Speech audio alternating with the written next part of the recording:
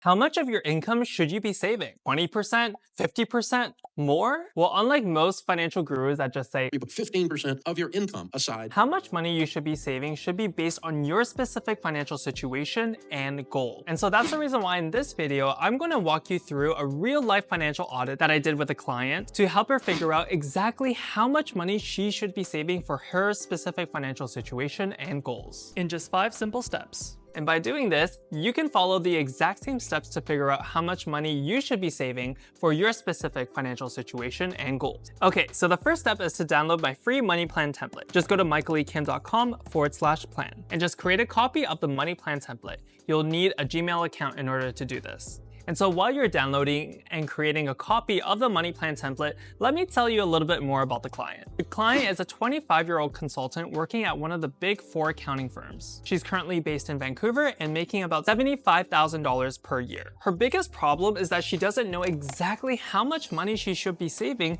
in order to achieve all of her financial goals like buying a house, a wedding, and for retirement. And because she doesn't know exactly how much money she should be saving, each time she spends money on a vacation or some clothing, she gets really stressed because she's like, should I even be spending money on this? And so she decided to start working with me so that she could figure out exactly what she needs to start doing today to achieve all of her financial goals and design a life that she actually wants. But I'm curious, are you dealing with a similar financial problem? Let me know in the comments below. The second step to figure out how much money she should be saving is to calculate her net worth. Her current net worth is $12,000.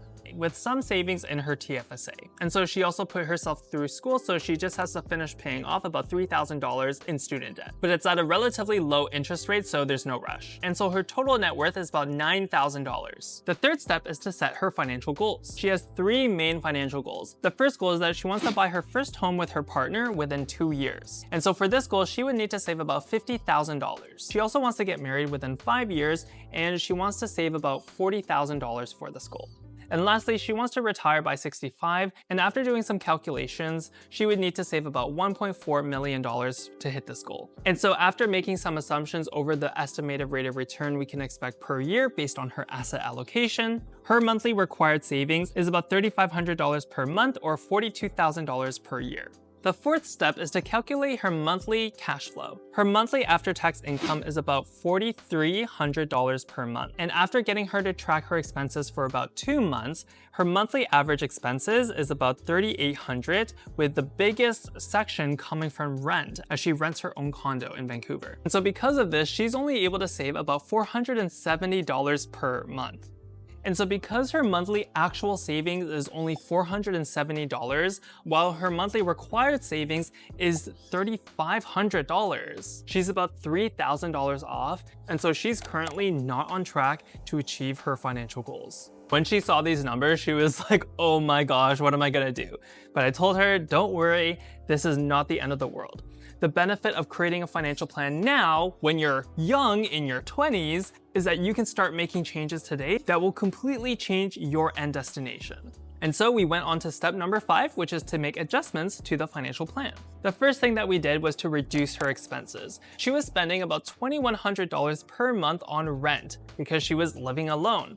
And so when she saw the numbers, she was like, okay, yeah, maybe I should probably move in with my partner. And so she canceled her lease and then she moved in with her boyfriend, where she was now able to save about $900 per month. The second thing that we did was to adjust her financial goals. She decided that she didn't really need a big wedding, and so she decided to only save up about $20,000 for this wedding within 5 years. She also decided to delay the condo purchase from 2 years to 3 years, just to give her a little bit more time to save up for this goal. And so by adjusting these financial goals, we changed her monthly required savings from $3,500 per month to only $2,300 per month. But the thing is, she was still not able to hit her monthly required savings. And so that's when we focused on increasing her income. We worked together to help her increase her income by getting a new job.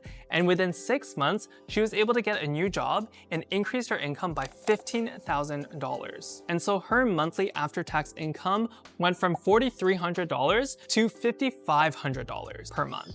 And by doing this, she would have monthly savings of $2,500 per month. And if we take a look here, her monthly required savings is $2,300, while her actual savings is $2,500, which means that she can now achieve all of her financial goals.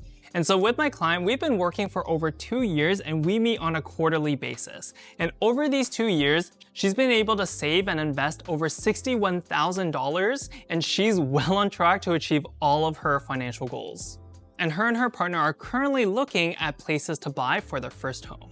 And this is what's possible when you have a financial plan. And so if you want a financial audit just like this, where you get my eyes on your specific financial situation to help you achieve your financial goals, then apply to get a free financial audit with me. Just go to mycolleaguekim.com/audit. We all know that not planning is planning to fail, and yet so many people don't have a financial plan. And so I hope this video really shows you the importance of having a financial plan, because the financial decisions that you're making every single day is going to determine the life that you're going to live in the future. And so if you want to start building a life you actually love, you have to start planning for it today. Now, obviously, it's really important to figure out how much money you should be saving, but is really important is how much money are you actually keeping. I had a client who was making over $300,000 and still living paycheck to paycheck. And so if you want to figure out what happened and how I helped this client, then make sure to watch this video right over here.